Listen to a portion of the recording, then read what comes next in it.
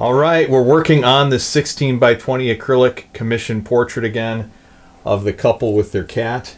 Just want to show you more of the acrylic glazing technique. I have this maybe about halfway done. We have quite a few layers on here, several hours invested into it. And again, in this technique, we start off with a really solid sketch, very accurate in terms of proportion and likeness, and then we build up very, very light layers of acrylic using the classical glazing technique, which is mixing a little bit of pigment with a large amount of matte medium, dispersing it and creating wonderful effects where light can shine through, and it gives the painting added luminosity, depth, richness, and makes it so much more like an oil painting. So I want to show you that today, but before I dive in here, I'm going to just ask a quick word of blessing on this little mini class we're doing here. So, Father, I ask a blessing on this painting. I pray you'd help me to be able to capture the likenesses of the subjects, to be able to continue to add glazes and warmth to this painting. Bless anybody watching, the students watching, that they would be encouraged in their own portrait painting, that they can do this. They can paint a portrait they can be proud of. Bless them, I ask in Jesus' name. Amen. All right, so we're going to dive in here, and here's my palette. I've got my usual assortment of colors: raw umber dark, burnt sienna, raw sienna.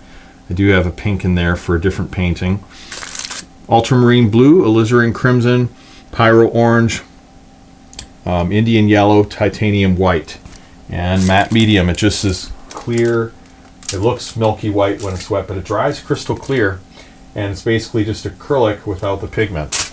What we're going to do is just continue to add some layers here.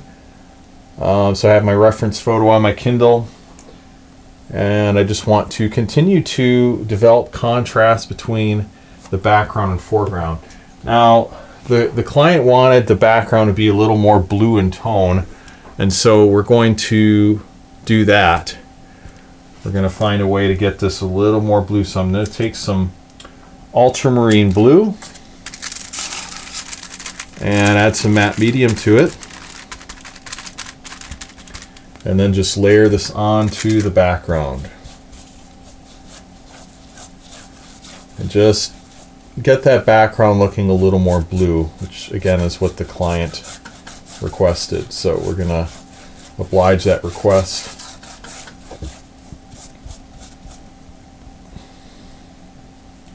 And that'll give us a little extra contrast.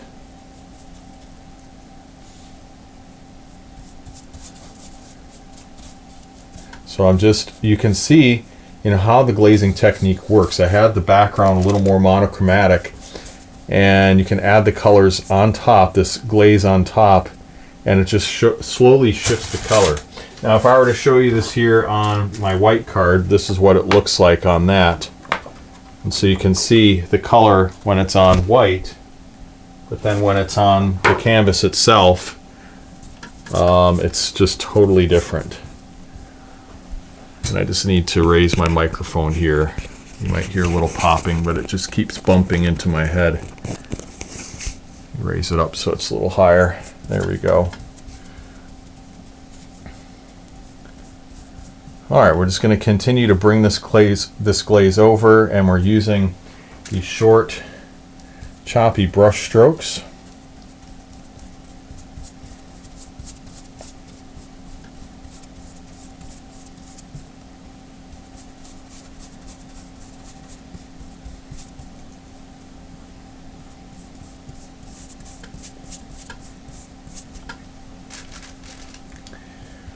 All right, and we're going to just continue this on, and I'm cutting up all the way along the edge of the subject here, just so I can make sure I really get that contrast.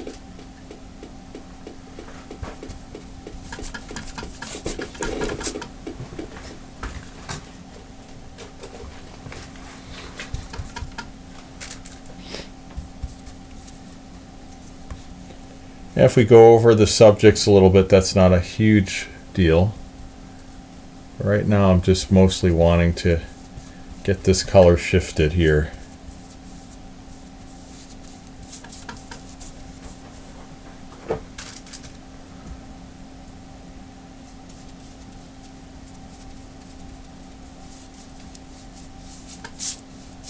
Now with this blue, I'll be able to pick up some of the coloring in the man's shirt here and the jeans, so I think that's an added benefit of using that color.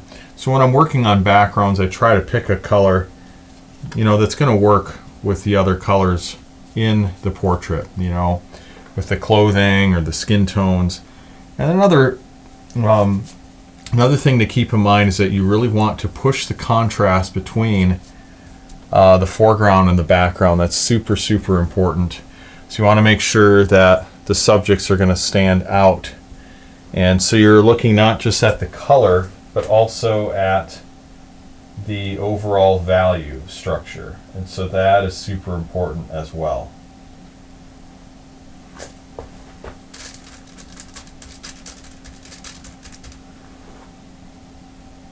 All right, and so with this, I can take this glaze that I have on my palette, even though it's a blue glaze, you can see it here, and I can use it. I can adjust it, add another color to it, and not waste it.